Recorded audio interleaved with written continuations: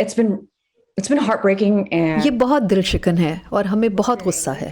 افغانستان سے گزشتہ چند روز میں سامنے آنے والے مناظر جن میں خاندان کے افراد مدد کے لیے پکار رہے ہیں، امریکہ میں رہنے والے افغانوں کے لیے بہت تکلیف دہ ہیں۔ انہی میں سے ایک غزل عمر ہے جو کیلیفورنیا میں ایک کاروبار کی مالک اور مصنفہ ہیں، جنہوں نے بے بسی سے امریکہ کو افغانستان میں اپنا سفارت خانہ بند کرتے اور طالبان کو دارالحکومت پر قابض ہوتے دیکھا۔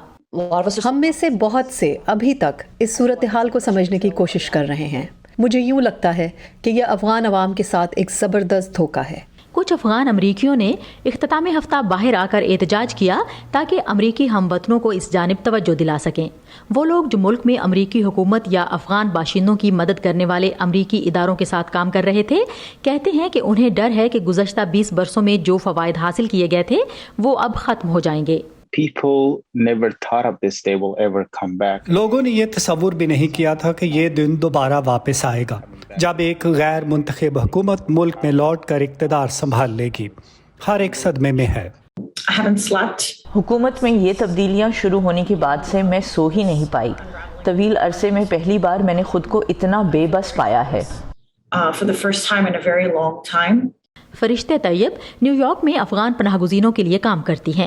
ان کے لیے اس بات کو تسلیم کرنا مشکل ہے کہ طالبان، جنہوں نے ایک بنیاد پرست اسلامی حکومت کے طور پر 1996 سے 2001 تک ملک پر حکومت کی، دوبارہ اقتدار میں آ گئے ہیں۔ The most heart-wrenching thing for all of us was to see that our flag was changed.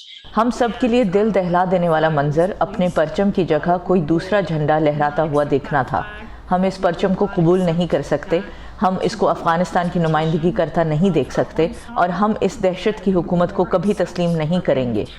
تاہم عبید اللہ صداقت، جو افغانستان میں گزشتہ 8 برسوں سے امریکی فوج میں خدمات سر انجام دے رہے تھے، کہتے ہیں کہ امریکہ اور عالمی برادری کے لیے آگے بڑھنے کا ایک ہی راستہ ہے، اور وہ ہے طالبان کے ساتھ مل کر کام کرنے کا۔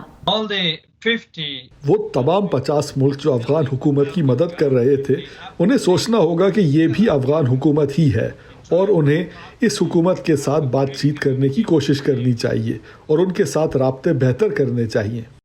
مشگان وافق الوکزئی ریاست ورجینیا میں رہتی ہیں۔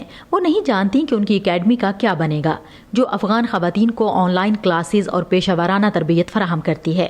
اگرچہ اب طالبان یہ کہہ رہے ہیں کہ خواتین کو تعلیم تک رسائی حاصل ہوگی، تاہم ان کے گزشتہ دور میں ایسا نہیں تھا۔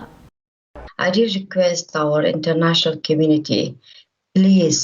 میں عالمی برادری سے درخواست کرتی ہوں کہ میرے ملک کو بچا لیں، میرے لوگوں کی مدد کریں، انہیں تنہا نہ چھوڑیں۔ جولی ٹیبو کے ساتھ سعدیہ زیب رانجھا، وائس آف امریکہ۔